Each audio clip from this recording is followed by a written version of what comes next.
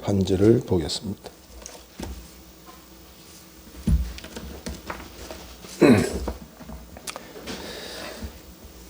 마가복음 5장 25절 34절 두 절을 보겠습니다. 12해를 혈루증으로 알아온 한 여자가 있어 34절입니다. 예수께서 이르시되 딸아 내 믿음이 너를 구원하였으니 평안히 가라. 내 병에서 놓여 건강할지어다. 아멘. 부부 상담비만 600만 원 이상 사용할 정도로 부부는 절대적으로 악화된 관계 속에서 더 이상 살지 못하겠다고 고백하는 이가 있습니다. 어떻게 해서든 아이를 봐서라도 살려고 하지만 계속적으로 그 부부싸움은 끊일 날이 없고 도저히 돌파구 없는 이들 부부에게 어느 날 1시간 예배를 통하여 말씀으로 치료받고 회복된 간증을 하는 일을 새롭게 하소서를 통해서 보게 되었습니다. 우리의 오늘 현실에서 많이 사용하는 웰빙이라고 하는 단어, 이것이 우리에게 최고의 관심사죠. 어떻게 하면 마음과 몸이, 육체와 정신이 행복하게 살 수 있을까? 그것이 우리의 숙제고 또 이 일을 위해서 부단히 우리는 노력할 수밖에 없죠. 새해를 맞이하면서 제가 많이 인사했던 그 인사의 내용이 항상 주 안에서 근행하시기를 기도합니다. 아멘. 제가 많은 이들에게 기도를 새해 축복의 기도를 하면서 그런 톡을 많이 보냈습니다. 그의 근행이라고 하는 말도 건강과 행복하기를 원합니다. 혹은 건성하시기를 원합니다. 건강과 승리하시기를 원합니다. 이런 내용을 지닌 인사를 많이 했습니다.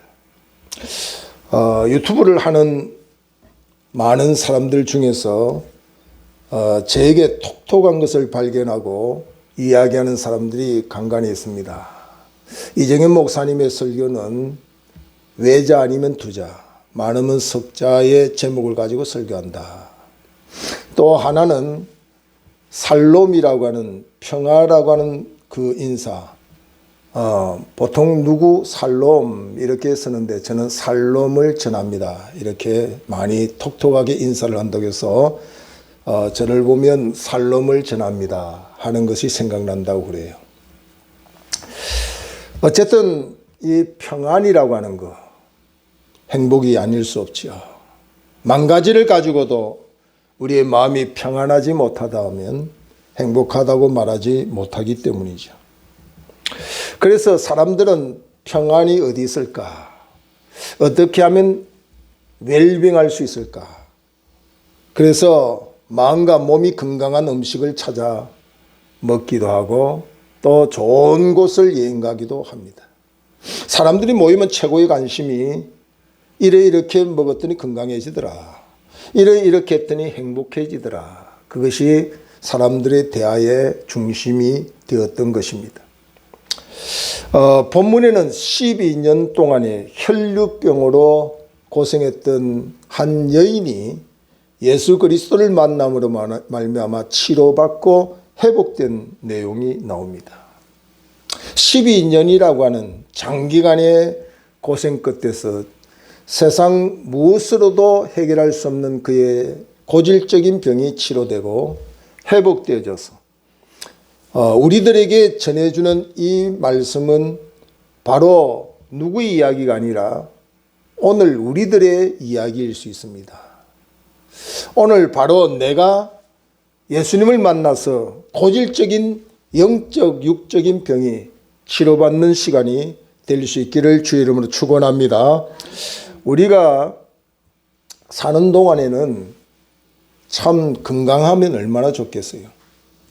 저도 지난 한 달 동안에 수술을 2번 했습니다. 큰 수술은 아니고 오래전부터 팔에 피지인지 뭔지는 모르지만 조직 검사를 오래전에 한 10년 전에 했습니다. 볼록 나온 부분이 있어서 혹시 뭘까? 그래서 대학병원에서 검사를 받으러 해서 받았더니 별 문제가 아니고 뭐 피지가 쌓였다 뭐 그런 이야기를 했습니다. 그래서 조직 검사 끝나고 난 뒤에 수술을 해서 제거하라고 했는데 제가 10년 동안에 별로 뭐 사는데 지장이 없다고 내버려 두었습니다. 근데 언제부턴가 뭔가 좀 찝찝한 느낌이 들어서 병원에 가서 제거를 했고 아직도 실밥이 제 팔에 있습니다. 다음 주 수요일 날 가서 실밥을 뽑고 해야 됩니다. 또 눈이 좀 이상하다 해서 또 눈 수술을 했습니다. 뭐 큰 건 아니지만 어쨌든 한 달 동안에 제가 2번 수술을 한 셈이죠. 근데 거기서 공통적인 게 있는데 눈을 수술할 때나 팔을 수술할 때 보면 의사가 집도는 합니다.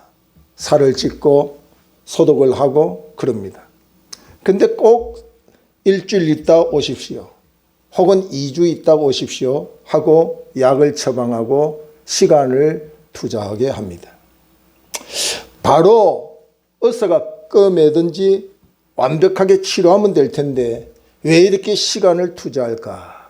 그것은 의사의 영역이 아니라는 사실입니다. 새살이 올라오고 온전히 회복되는 것은 의사의 손을 넘어선 부분이라는 것을 의사도 알고 또 우리 환자도 알고 있다는 사실입니다. 아무리 의사가 정확하게 수술을 했다 할지라도 하나님의 창조 질서 가운데서 새살이 올라오고 정확하게 하나님이 회복시켜 주지 않으면 어떤 병도 회복되지 않는다는 사실을 가르쳐 주는 거죠. 그래서 수시로 가서 눈을 검사하고 팔을 검사해 보면 야, 참 좋아졌습니다. 좋아졌습니다. 근데 그 좋아진 것이 의사의 영역이 아니더라는 이야기죠. 의사는 극히 적은 수술을 하는 부분의 담당자이지 그것이 새살이 오고 아물고 온전히 처음 상태처럼 회복되어지는 그 모든 일은 보이지 아니하지만 신의 영역이요 하나님의 영역이었다는 거죠. 그래서 출애굽기 15장 26절에 보면 하반절에 나는 너희를 치료하는 여호와임이니라 그렇게 말씀을 하고 있는 거죠. 우리는 너무 극단적인 신비주의가 되어서 의사의 손은 필요 없다. 하나님이 다 고쳐준다. 이렇게 극단적으로 말하는 것도 잘못이지만 모든 것을 의사에게만 의존하는 신앙 자체도 하나님을 부정하는 것이기 때문에 잘못된 겁니다. 모든 것은 지혜롭게 우리가 분별하면서 하나님도 우리에게 말씀하시기를 나는 너희를 치료하는 여호와라 하는 이 말씀을 우리는 우리의 병 중에서 우리의 약함 중에서도 신뢰하고 믿는 믿음이 있어야 약을 먹어도 궁극적인 치료와 회복은 하나님이 하신다는 믿음을 가지고 약을 먹는 거예요. 우리가 운동을 해도 우리가 활동해도 하나님이 허락지 않는 그 모든 것은 결코 온전한 회복이 되지 않는다는 사실을 우리가 알고 있어야 된다는 거죠. 그래서 마가복음 10장 27절에 보면 예수께서 그들을 보시며 이르시되 사람으로는 할 수 없으되 하나님으로는 그렇지 아니하니 하나님으로서는 다 하실 수 있느니라. 사람으로는 영역이 한계가 있다는 거예요. 그러나 하나님은 영역이 없어요. 무한 영역입니다. 무한 영역. 절대적인 능력입니다. 그렇기 때문에 하나님으로는 하실 수 없는 게 없다는 거죠. 저는 많은 사람들에게 시한부 종말론이라고 하는 시한부 생의 모습을 가지고서 급격히 삶의 질이 떨어지고 삶의 어려움을 겪는 이들을 많이 가까이 했습니다.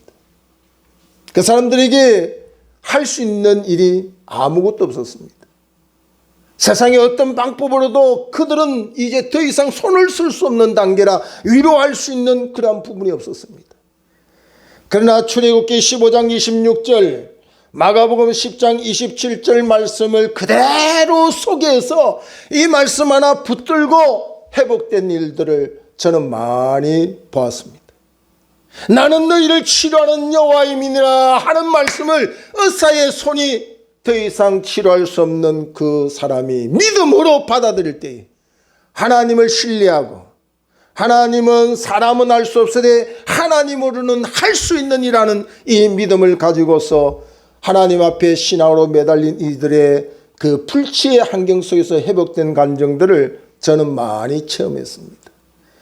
오늘 이 말씀은 우리에게도 해당되는 말씀인 걸 믿기를 주의 이름으로 축원합니다. 여러분, 그 송수식 정신의학 전문의가 있어요. 이분은 우리나라에서 정신과에서는 최고의 권위자이죠.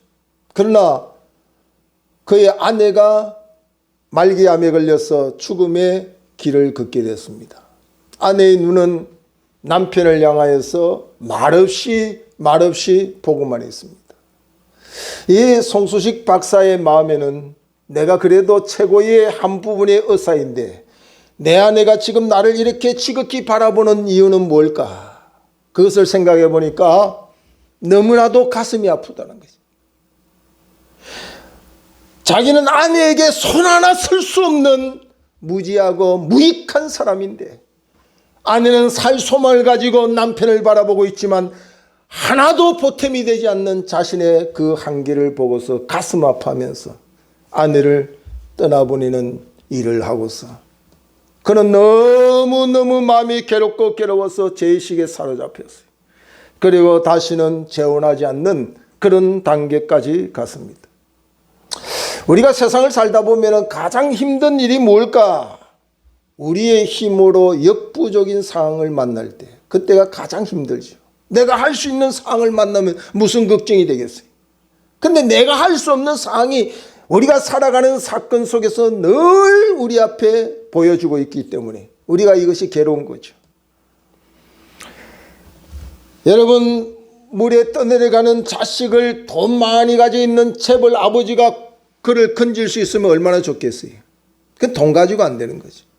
불에 타 죽는 자식을 바라보면서 세상의 권력가가 그 힘으로 건질 수만 있다면 얼마나 좋겠습니까? 그러나 권력의 힘도 세상의 지식이나 물질의 힘도 그 한계에 부닥치면 아무 소용이 없다는 이야기입니다.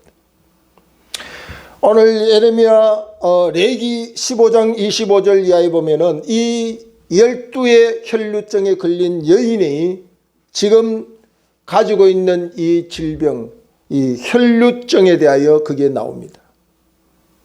사실 우리는 이 피가 몸 안에서 흘러야 정상적인 건강을 유지할 수 있는데 혈루증은 그 피가 바로 몸 밖으로 이렇게 흘러내리는 것을 의미합니다. 우리가 코피를 한 달 정도 계속 흘린다고 생각해 보세요. 그게 사는 게 아니죠. 살 수 없어요. 근데 12년 동안에 몸 안에서 흘러야 되는 그 피가 몸 밖으로 흘러내리는 그런 상황 속에 있다고 한다면 이 사람의 삶이 사는 게 아니죠. 근데 이 피는 고름과 함께 나오기 때문에 많은 사람들이 그 사람을 부정하다. 당시의 율법으로는 부정한 사람이기 때문에 가까이 하는 자까지, 그를 만지는 자까지도 부정하다고 말하고 있습니다. 그래서 마을 가까이에 살지 못하고 격리되어 살 수밖에 없도록 만들었습니다. 만약에 마을 가까이로, 사람 가까이로 들어오면 그 부정한 사람이라고 하는 것이 판단될 때 돌로 쳐 죽여도 할 말이 없는 그런 상황 속에 놓여져 있는 사람입니다.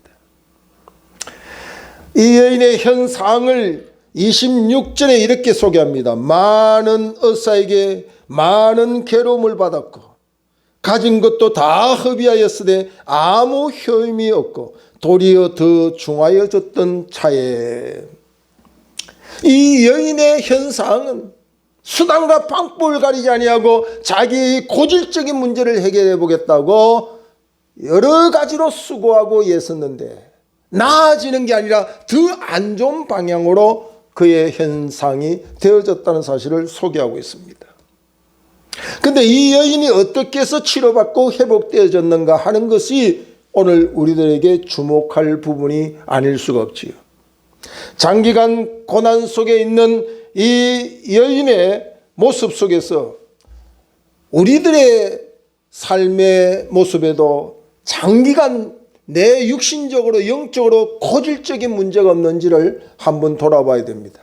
왜냐고 하면 이 여인도 이렇게 장기간 고질적인 병에서 노임을 받았기 때문에, 이 여인이 바로 주님을 만나서 치료받았기 때문에 우리도 동일하게 지금도 살아계신 주의 이름으로 치료받을 수 있다는 믿음을 가지고 저와 여러분의 육신적이고 영적인 부분이 치료받는 계기가 되어야 될 줄로 믿습니다. 그래서 현대의학은 참 요즘 너무너무 발달해서 요즘 통계적으로 암이라고 하는 판명이 나도 90% 이상은 거의 조기 진단받으면 다 치료받는다고 그럽니다. 예전에는 암하면 죽는다는 것이 연결됐는데 지금은 그렇게 생각하지 않습니다. 이제 나이가 먹어서 보니 우리 주변에도 많은 사람이 암에 걸려 있어요. 우리 친구들 중에도 뭐 거의 많은 사람들이 암에 걸려 있어요. 하나뿐만 아니라 두세 개의 암을 가지고도 멀쩡하게 잘 살고 있습니다. 그만큼 현대의학이 발달했지만 병원에 가면 진단조차도 못하는 병들이 난무해 있습니다. 이름 없는 병들이 너무 많이 있어요. 그래서 우리 교계 안에서 이단시하는 베레아 성락교회라고 하는 교회의 설립자인 김기동 목사, 지금 고인이 되었죠. 그 김기동 목사는 성경을 잘못 이해해가지고 모든 질병은 귀신이 준다, 이렇게 성경을 잘못 풀이했어. 무슨 귀신이 붙었다, 무슨 귀신이 붙었다, 그래서 귀신을 쫓아내면 병이 낫는다, 이렇게 주장하는 그 잘못된 성경 해석이 한국교회에 참 많이 악영향을 주었습니다. 그래서 병이 나도 병원에 갈 생각을 하지 아니하고 귀신을 쫓아낸다고 주여 주여 주여 부르는 이런 엉터리 신앙인들이 많이 있다는 이야기입니다. 여러분, 의학도 의사의 손도 하나님이 사용하는 것이지. 성경에 분명히 마태복음 4장 23절 이하에 보면은 각종 병든 것과 귀신 들린 것을 구분하고 있어요. 그러니까 병든 것과 귀신 들린 것이 엄격히 구분되어 있는데 모든 것이 귀신 들린 것으로, 귀신이 병을 줬다 이렇게 생각하는 것은 너무나도 잘못되어 있다는 사실입니다. 그래서 우리가 정신적인 병력을 가지고 있는 사람을 귀신 들렸다 이렇게 말해서는 안 돼요. 그건 약물로 얼마든지 의사의 손을 빌려서도 치료받을 수 있는데 맨날 귀신 뗀다고 귀신 물러가라고 그렇게 하면 그건 성경적이지 않다는 이야기죠. 요즘 우울증이나 뭐 조울증이나 이런 병들, 그것을 이렇게 극단적으로 생각하는 사람 다 귀신 들렸다 그러거든요. 그 약물을 조금 하고 생활 안정치 해주고 환경을 바꿔주면 고칠 수가 있어요. 그런 것들은. 고린도후서 12장 8절 이하에 보면 우리의 신앙의 대표적인 인물인 바울도 자기 몸에 가시가 있고 질병을 가지고 3번 죽음을 각오하고 기도했던 모습을 우리에게 보여줍니다. 그러나 그 기도의 끝에 주님이 응답하기를 내 은혜가 내게 족하도다고 말씀했어요. 귀신 붙어서 그 질병이 있었다 하면 쫓아내줘야지, 그것을 내 은혜가 내게 족하다 이렇게 말씀하시겠어요? 오늘 이 기본적인 원리를, 하나님의 뜻을 신앙 안에서 발견한 바울은 오히려 그 질병을 통하여 나의 약함이 곧 강한 하나님의 능력이 임하는 때이고, 하나님의 나에게 자고하지 않기 위해서 주시는 이 질병을 인하여 오히려 나는 하나님께 감사하고 기뻐한다고 말했습니다. 인본주의로 우리의 질병과 갖가지 문제를 풀을 것인가? 신본주의로 하나님을 바라보고 말씀에 의지하여 문제를 풀 것인가에 대하여서 오늘 이 12년 혈류증에 고난당했던 이 여인은 주를 만나기 전까지 철저히 인본주의의 모습을 보여줍니다. 어떤 사람이, 어떤 의사가 나를 고칠 수는 없을까? 어떤 약이 나를 치료할 수는 없을까? 어떤 곳에 가면 내 문제가 해결될 수 없을까? 주님을 등진 채 세상의 모든 것에 시간을 투자하고 물질을 투자하여서 허비한 인생으로 주님을 만나는 거죠. 그러나 바울은 자신의 문제 앞에 철저히 하나님 앞에 그 문제를 해결하려고 했던 그런 모습을 우리가 보게 되는 거죠.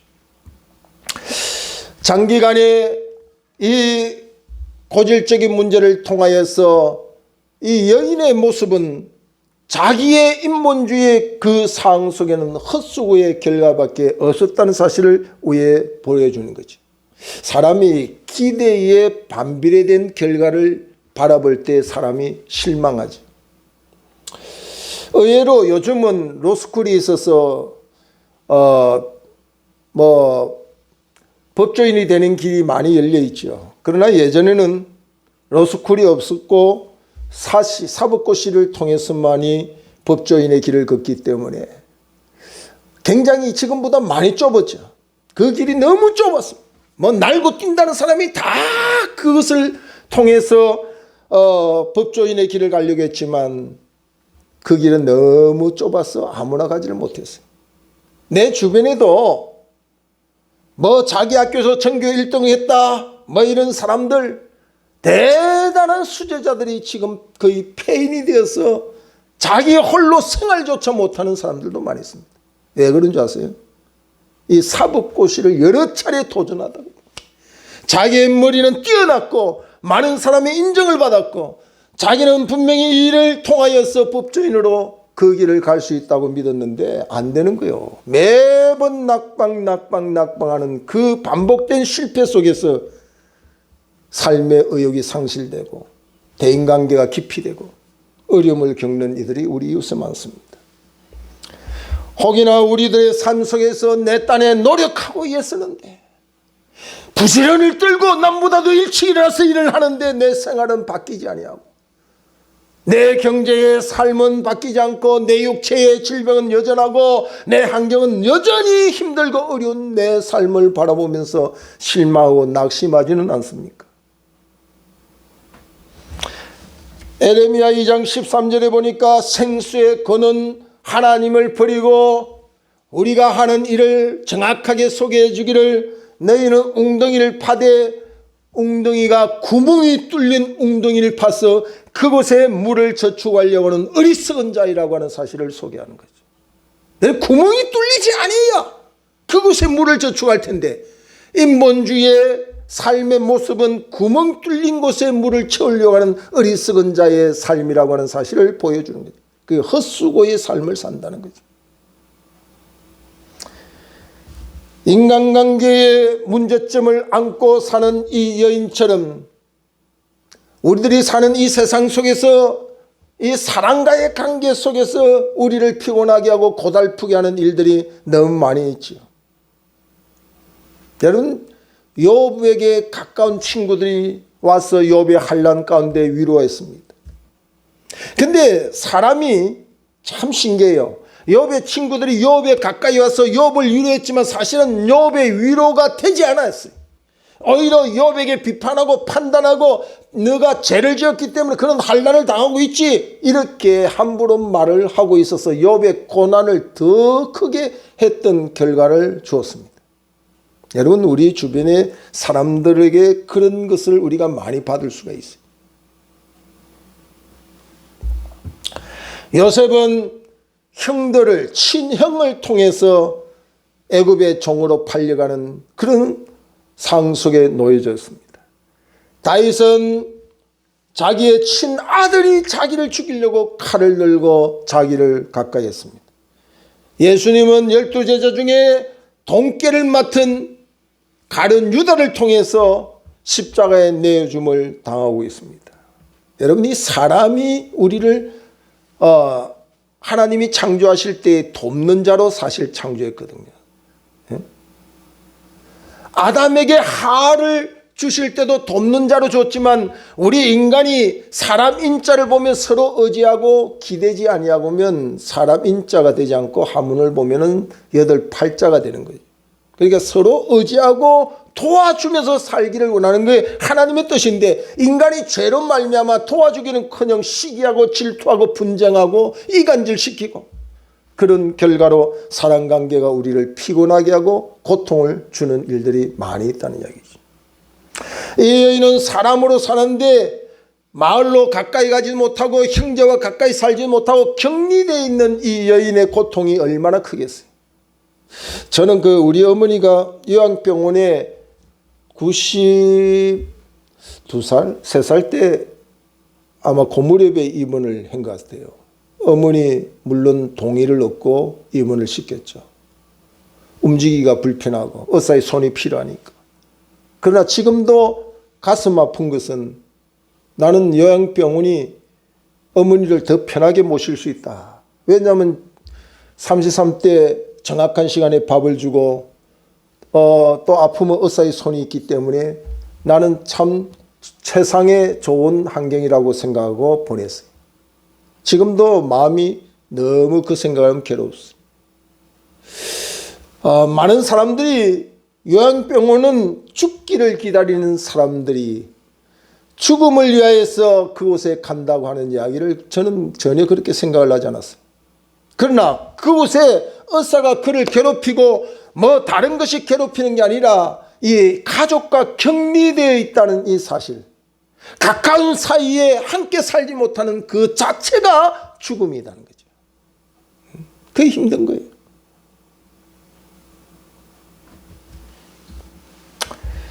우리가 사는 세상 가운데서 사람과의 서로 좋은 관계를 가지고 지내는 것만큼 더 복은 없어요.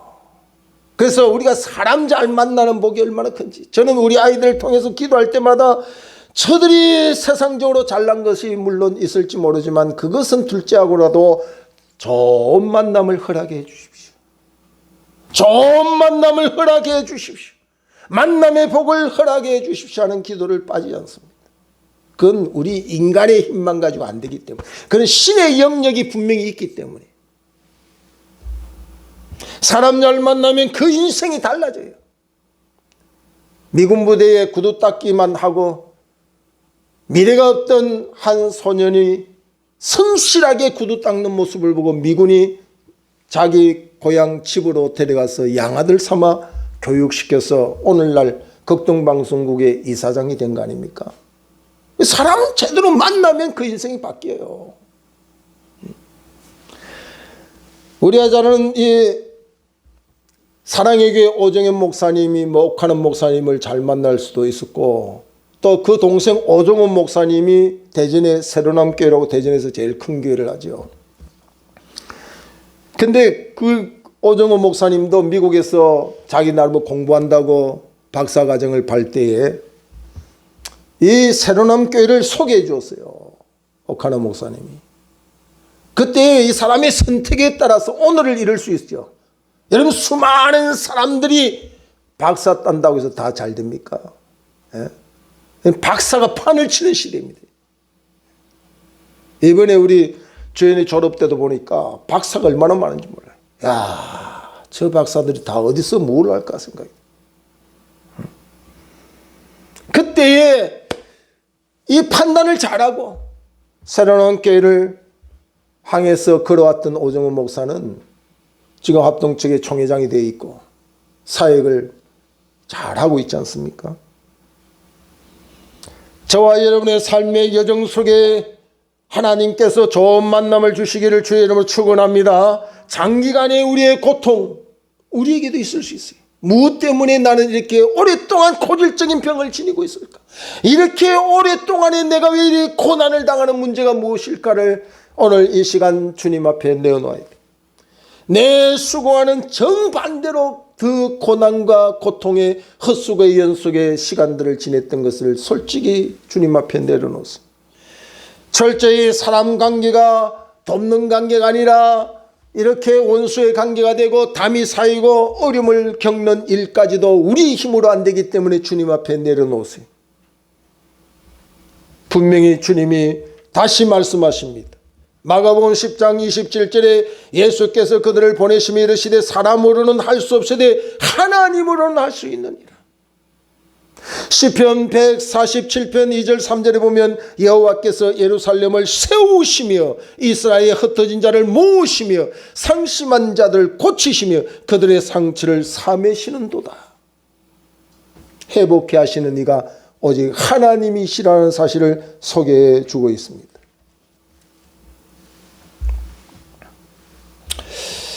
영동 세브란스 병원의 암센터의 소장이 이희대 박사입니다. 세계적인 암 전문의. 이 이희대 박사가 남의 암 진단을 하고 치료하는 사람이지만 본인이 대장암 사기에 걸려서 죽음의 길을 걷고 있습니다. 계속된 자기의 마음속에 곧 죽는다, 죽는다. 의학적인 진단은 6개월 이상을 살 수 없다고 하는 진단을 받았기 때문에 자기의 죽음의 날짜만 손꼽아서 기다리고 있었습니다. 마음이 너무 힘들었습니다. 하루하루 사는 것이 지옥이었습니다. 그때 주님께서 이 이희대 박사의 귀에 들려주는 음성이 암 때문에 죽는 것이 아니라 내가 불러야 죽는다. 암 때문에 죽는 것이 아니라 전능자여 창조주여 생명의 주인이신 하나님이 불러야 죽는다는 사실을 가르쳐주고 있어요. 여러분, 암 때문에 죽는다는 것은 현상의 문제지. 사람들이 몰라요. 하나님이 부르지 않으면 암 아니라도 죽어요. 하나님 부르면 누구든지 다 죽게 돼 있어요. 그러면서 이 음성을 다시 듣습니다. 너는 나의 백성이니 암에 매이지 말고 나에게 매이라. 내가 너를 치료하리라. 그 음성을 듣게 돼. 암에 매이면 삶의 질이 떨어지죠. 죽는다고 하는 낙심 절망 속에 빠져서 더 이상 희망이 없지만은 하나님께 매이면 하나님이 그를 치료하고 회복해 주신다는 말씀을 다시 한번 그는 고백하는 거죠. 요한일서 5장 4절에 무릇 하나님께로부터 난 자마다 세상을 이기느니라. 세상을 이기는 승리는 이것이니 우리의 믿음이니라. 그렇게 말씀하고 있습니다.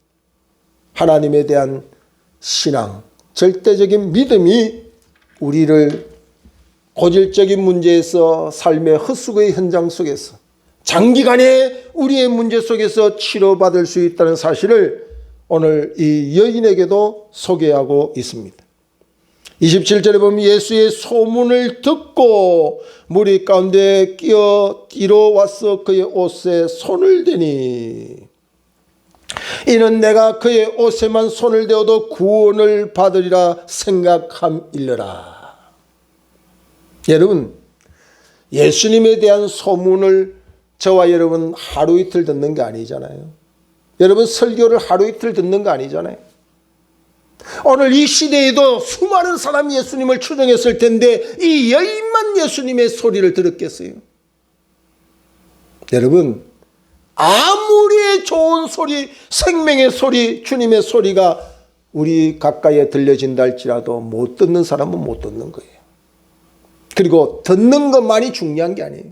이 여인은 들음이 믿음으로 행동했다고 하는 사실이 이를 치료하고 회복된 사실이라는 거죠.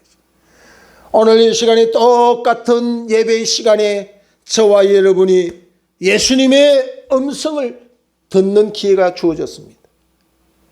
생명의 소리를 듣는 기회를 주었습니다.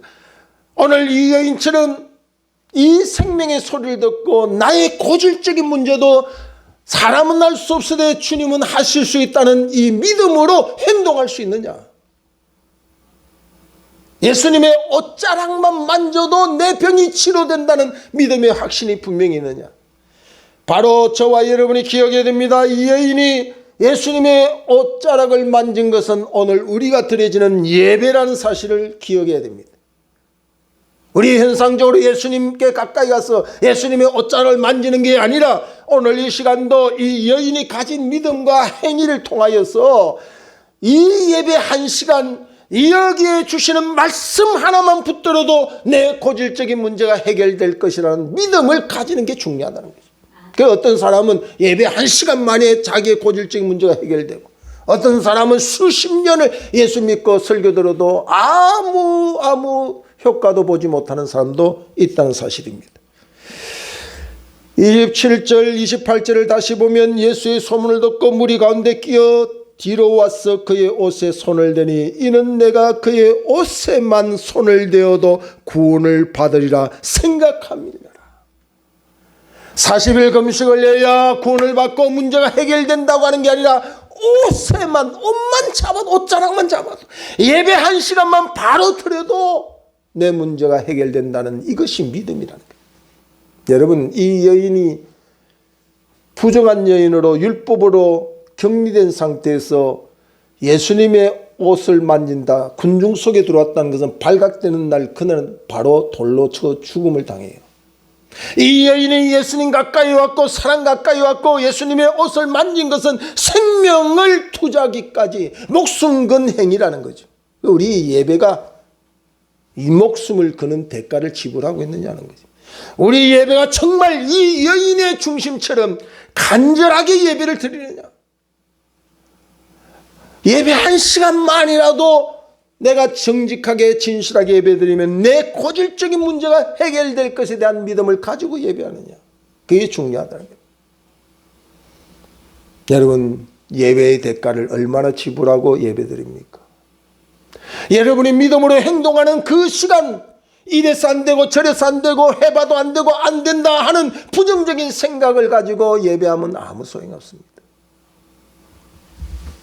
죽음을 지불할지라도 생명을 투자할지라도 투자할 만한 가치가 있는 예배라고 하는 사실에 대하여 인정하고 믿음으로 주님 앞에 나아가면 우리의 고질적인 부분, 장기간 동안에 내가 감당할 수 없었던 그 문제, 그것 때문에 사랑과 격리되고 그것 때문에 무시를 당하고 멸시를 당하고 인간적인 삶을 살지 못한 여러 가지 많은 문제 속에서도 반드시 사람으로는 알 수 없으되 하나님은 하실 수 있다는 말씀이 저와 여러분에게 응답되어져서 우리의 입술을 크게 열고 이 논란을 회복케 하시는 하나님의 은혜를 간증하는 복된 역사가 될 줄로 믿습니다. 기도하겠습니다. 존귀하신 하나님께 영광과 찬송을 올려드립니다.